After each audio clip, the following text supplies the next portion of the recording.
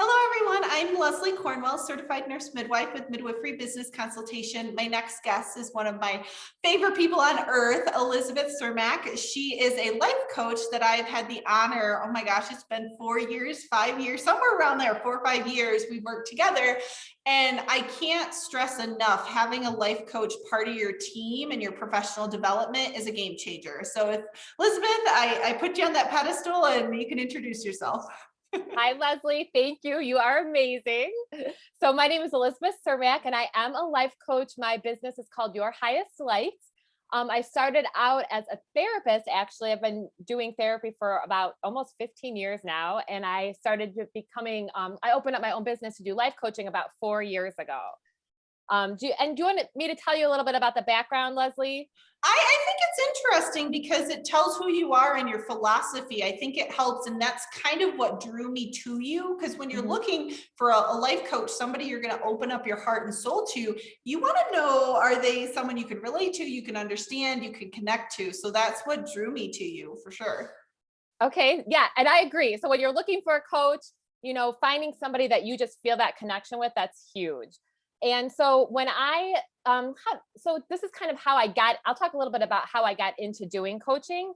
So like I said, I was a psychotherapist. I'm still a psychotherapist part-time it's been about 15 years now. And I had this kind of aha revelation moment, I think, as a therapist. So, and that's something also that people like to know as a life coach, that I have that background information I have a lot of psychotherapy tools, under my belt. But I had this kind of revelation when I looked into the world of coaching, and I became a little bit more aware about how in therapy we tend to, and I say this, I therapy is very a good thing. I'm very thankful that we have therapy. There's a lot of good things that come out of it. So I'm not trying to compare or say one is better than the other, but it's just, the medical model that therapy is based on is really based on diagnosing a mental illness. And it's based on, there's a lot of talk about what's wrong with the person. And what I liked about coaching is it was a different perspective, because the idea is that we are all whole and complete the way we are.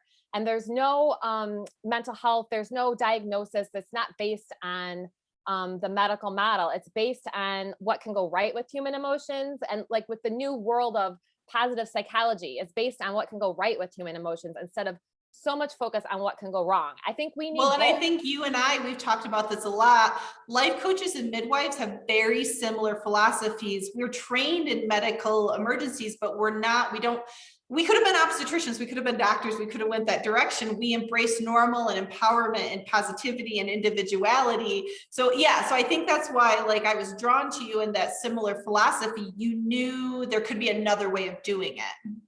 Absolutely, that's what it is. That there's another way of doing it. There's another way of, I had this like revelation with the world. I really believe we are meant to thrive, and so we are in a world right now, the world is changing. And I believe that that's why we're hearing so much about life coaches. And I one time read, I think it was a book by Cara Elwell Claywell. I can't remember her name right now, but I'll have to send you her book. But I remember her talking about how her view was that a therapist takes your life to functioning, and a life coach takes your life to fabulous. So I like that Mhm. idea. And not all therapists just take your life to functioning. Obviously, there's therapists that are trained in coaching too, and are more focused on the ability of human beings to thrive. So it's not, I'm not saying anything negative about all therapists here, because I'm the type of therapist that also includes coaching in my therapy. But my point is that I had this aha moment that the world is changing. We are meant to thrive now, Right. and let's do it. So like it's time for especially us as women to be heard and to be seen in this world, and to not to be small anymore, to live. Well, and I look at it as being comfortable or pushing your limits? Do you want the best life possible? Life is too short. Do you want to push your envelope, or do you just, and that's okay. Some people like the security and your personality. Like when I talk about financial planning and different things, there's Dave Ramsey people, and then there's people that want to take it to the next level. They want to pay off their debt. They want to live simple. They want to live comfortable. And then there's other people like passive income and unlimited revenues and possibilities. It's just your personality type. And so I think with your coaching, having that background and pushing people, even if it's just talking out loud and having an objective, unbiased, I mean, that's the part, being confidential. You're not my girlfriend that I'm going to see next week. And you know my innermost secrets that I know aren't going to be out to the world. And so I can really be honest and tell you fears and tell you goals and tell you challenges. And whatever that person's needs are, you help to challenge whatever their goals and level they want to be at. So I've been just so thoroughly impressed. And I'm like, okay, I'm adding to my expansion of mastermind team needs to have a life coach for success. It's not just an accountant, a financial planner, a marketer. A life coach as for a business owner just gets you to the next level. I love what you said too, because it's right. There are different definitions of success. And I think I just heard something about the new success, the new happiness is the new success. So like figuring out how many of us like really ask ourselves, what is success to us, and like really make ourselves write that down. What does that look like in our lives? What does that feel like? Because it might not be what everybody is telling you that success is, or what society is telling you. Like you said about the different financial planning, there's different, that's why my business is called Your Highest Light, because it's what your highest lights for you, like what your successful life is. No, I think it's amazing. And like the one thing I've stressed is, we talked before as the recording started, I was my own overkill life coach. I put this really high crazy bar. I had unrealistic expectations. I need someone to ground me. I needed somebody to remind me I'm a human being and to forgive myself, and to, like, I was the opposite, like probably of most of your clients, but that's okay. Like everybody's at a different level. I needed somebody to take me off this crazy high, unrealistic expectations I had of myself. And that's what's interesting. Some people need motivation and structure and empowerment. And I was like way up here and needed you to get me more grounded. It's so funny, Leslie, because we laugh because I'll never forget one of our sessions just at the beginning. And I had just, it wasn't that long ago that I had finished my life coaching training that I started with you. Like, whoa, I got myself a hot potato to start out with, but I can do it. It's a challenge. Well, everything they taught me, I'm like, she's doing this to the extreme. Like we had to kind of just, I remember one time you just being like, I think I need to enjoy being with my kids, like that was, and that's the thing about life coaching. It's not like, it's different if you have a career coach or if you have a business coach. That's somebody who's specific for those areas of your life. With life coaching, it's really all the areas of your life. Like we look at where you are in all areas. I just had a client start with me about a month ago, 30 days ago. And at the beginning, I have people write down, what are your 10 goals for the next 90 days? So what we did was we took one of those 10 goals and focused on that goal. And it's been about 30 days, a little bit over 30 days since she started. She has made 80% of those goals, 8 out of 10. And it's really because she focused on the one, the other ones kind of fell into place. So sometimes if you pick one area of your life, like it's not like Gabby Bernstein tends to say, she's an author that I listen to. She tends to say, you can have it all, but you can't have it all right now. Yeah. So sometimes we have to just pick one area. You feel so overwhelmed, like as a business coach too. It's like, if you see every goal you want to do at the end and you look at it, it's very overwhelming. But if you say, okay, I changed this one habit, I've done something I never thought I'd be possible. It's a momentum. It gives you that encouragement that, okay, I can make more habit changes. I can do more things. So it's definitely, I would call it an exponential effect. Just like when you want to lose weight, you want to, just any habit or anything we've done for a long time, you have to break that subconscious ability. But once you do, you start having more confidence in yourself that you can do it in other areas. Absolutely. Absolutely. Aww.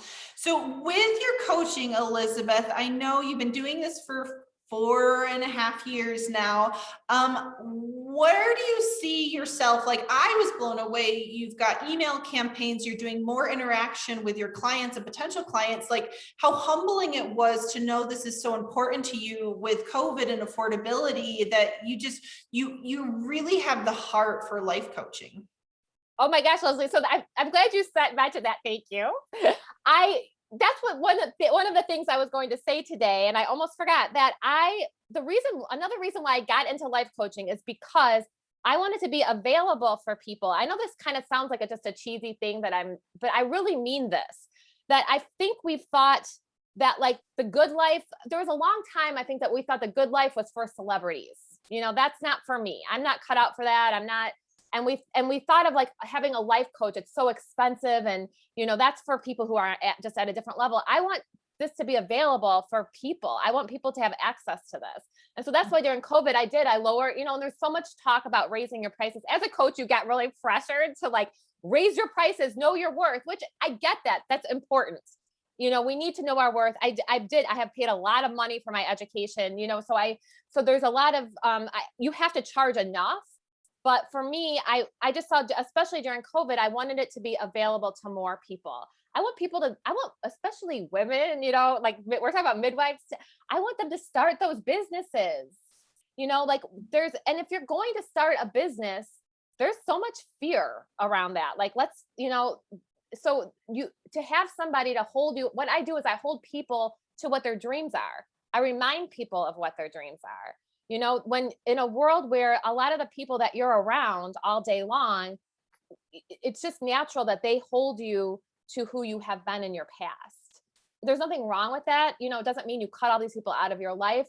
It's just natural that happens. But to have somebody to hold you to who you are becoming is powerful. Well, it's the persistent positivity. Like, that's where I know I look forward to talking to you. I'm so excited. I have never once heard a negative thing ever out of your mouth. Like, it's that persistent positivity. There's always opportunities. There's always growth. And like that labeling, if you talk to somebody that knows your past versus where you're going in the future or who you are now, there gets biases. Or like you and I have talked, I like visualizations, and you give great examples. Like, I picture that every time there's a challenge now and someone is giving me in their mind positivity and encouragement, sometimes it's like, no, you're not allowing me to go to that next level, that pot with the crab. Like, okay, I see you going higher. I think it's safer in the pot with this boiling water. So I'm going to grab you and bring you down, because they're trying to be helpful, but they're like, you are trying to get to this next level that maybe your current market and your current colleagues and friends just aren't at. And so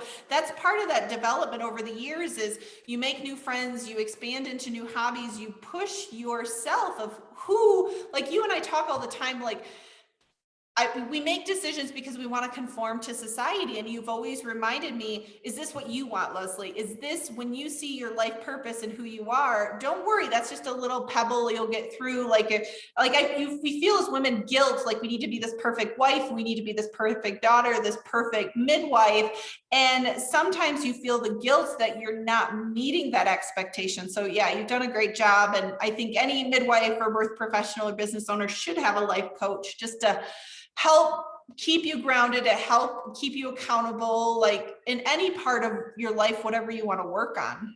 Mm-hmm. Remind you of who you are, of what the truth is, even with all the uncomfortable things that happen in life. Through all that, like become more attached to who you are becoming. Yeah. Well, and even the last few years, like when you and I would talk about my challenges, I remember very vividly, and they're getting less and less, but I had severe anxiety, severe depression. I'd have panic attacks. I'd get angry because I didn't know, I felt so out of control with what was happening to me. I didn't know how to make things for me.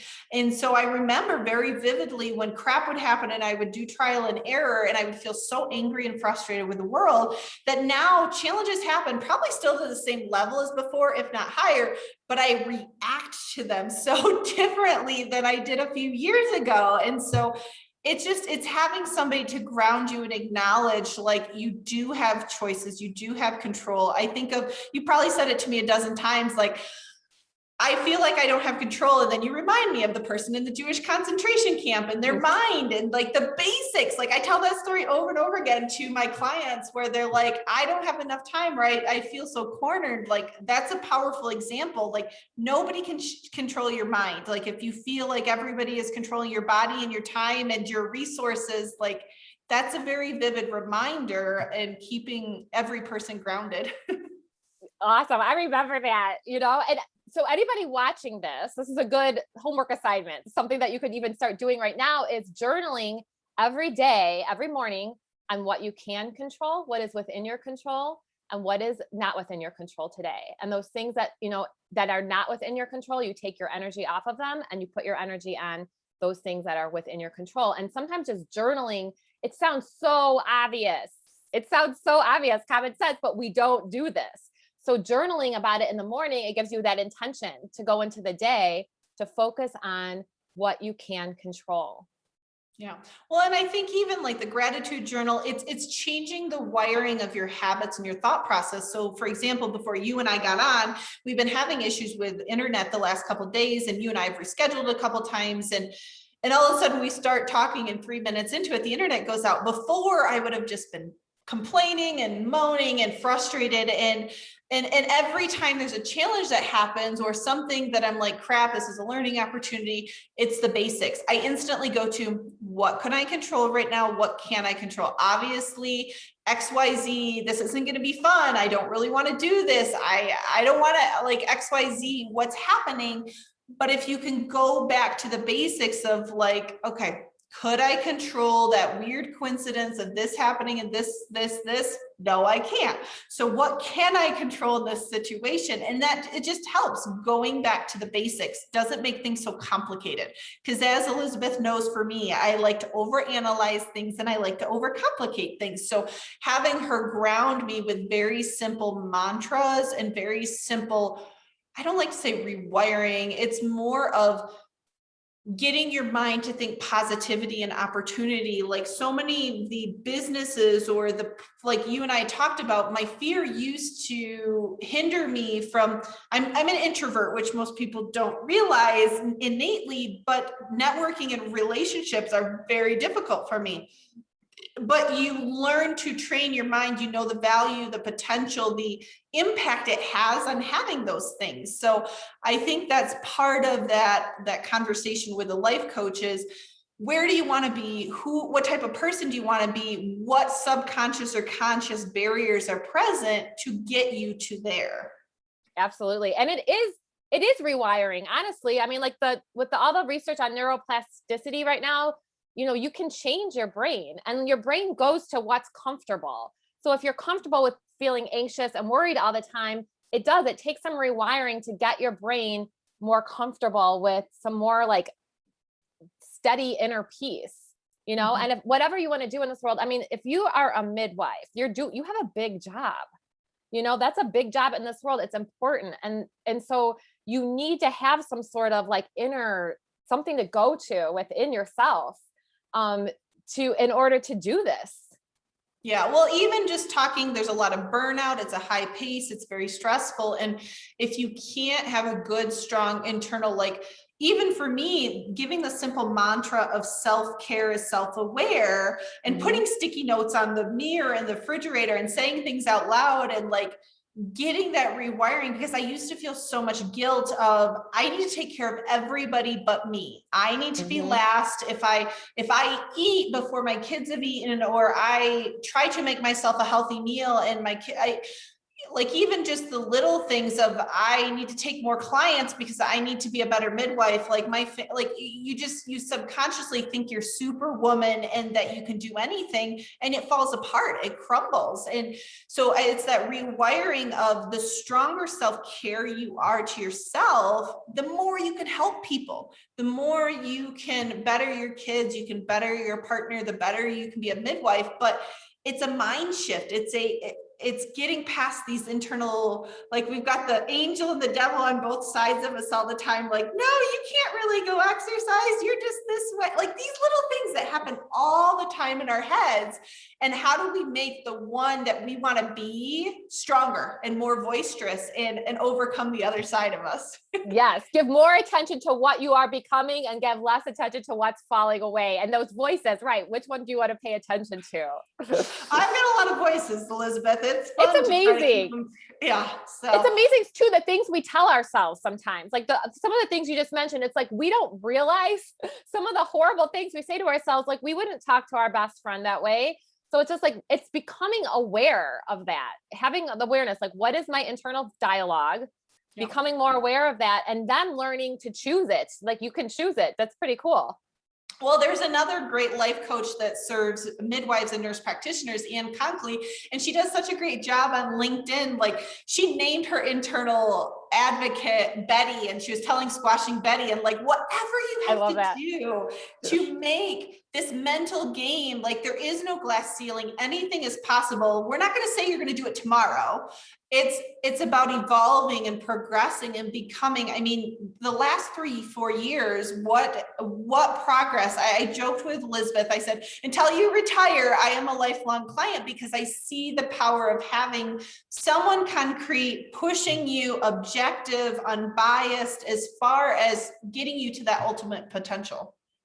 The growth I have seen in you, Leslie, is simply amazing. And what's so cool, I mean, you have it. It's already in you. It's like Glinda the Good Witch, you know, from the Wizard of Oz. At the end, I think she said something like, you had it all along, you know? So it's true. You had it. That's what's so cool. And the growth I've seen in you, Leslie, has been completely amazing. I remember when, I think you're okay with me sharing this, I remember when you were afraid to do videos. And I remember I can just, you looked at one of my videos and you're like, I wouldn't be able to do that. And I just remember that. Yeah. You and the things that you've been able to do with these videos, the people that you've been able to reach, like, it's just amazing, the transformation I have seen in you, and the steps outside your comfort zone. You know, when you make those little steps, if you imagine your comfort zone around you, a circle around you, and you take a little step outside of it, eventually it becomes within your comfort zone. So think of all the things that are in your comfort zone now that used to not be. It's just like learning to ride a bike, right? So you expand it, which that's why you're saying, like, oh, I don't have as many challenges, you know, that's because your comfort zone has been expanded. Yeah, it's interesting. It's all a mental game. And like, we are our biggest enemy. We truly are our biggest challenge. It's not the critiques that are out there. It's our internal us talking to us. And so I think, and it's great because life coaching is so adaptable. When I had really challenging parts in life, we would meet together every 1 to 2 weeks. And then when I needed more maintenance with you, we meet together every 4 to 6 weeks. And so it's the ever adapting. It's not a structured program or plan or system. It's you literally, when we're done talking after our hour, you're like, when do you want to meet next? And I'm like, oh my gosh, life's going really good. I'm feeling like I have a handle on things. Let's meet together in a month and a half. And so it's really customized. And I think it's affordable, like the level, this is the analytical, the return on investment, the potential. I can't stress enough having a life coach and what you pay for it and what you get out of it. It's irreplaceable. Absolutely. I have my own life coach and I have a mentor. You know, I think when you want to do something in the world, like when you want to really make a difference, you need it. You need that support. And you're right. This is yours, right? So whoever I see, I don't try to like tell them they need more sessions than they need. You know, it's really based on what you feel. And it's different for everybody. Some people need, we start, we do every week for a while. Some people even right away just want to do once a month. It's completely up to what that person's ready for. Sometimes people aren't ready for every week right away. You know, that's okay too. So yeah, and I think as midwives, we're very biased. We like our autonomy. We like informed consent. We like team decision making. We do such a good job empowering other women, but sometimes we forget about the women inside of ourselves. So see, it's true. There's commonalities between coaches and midwives and therapists. It's true. Yeah. Mm-hmm. Yeah. Well, I appreciate you greatly, Elizabeth, and I appreciate your time coming on with me today. So if there's anyone that's listening to this video, wants to learn more about your services, connect with you, see if it's a good fit, what's the best way for them to reach out? Yeah. So my website is yourhighestlight.com. And so you can go there. I have probably like 300 blog posts. You can read my blog posts of the categories. You can email me, elizabeth@yourhighestlight.com, and also Your Highest Light on Instagram. So those are the places, but yes, emailing elizabeth@yourhighestlight.com. And just, if you look at Your Highest Light, there's ways to contact me through my website too. Perfect. Well, thank you. I'm excited for what you're doing, and have fun on your vacation next week. Thank you.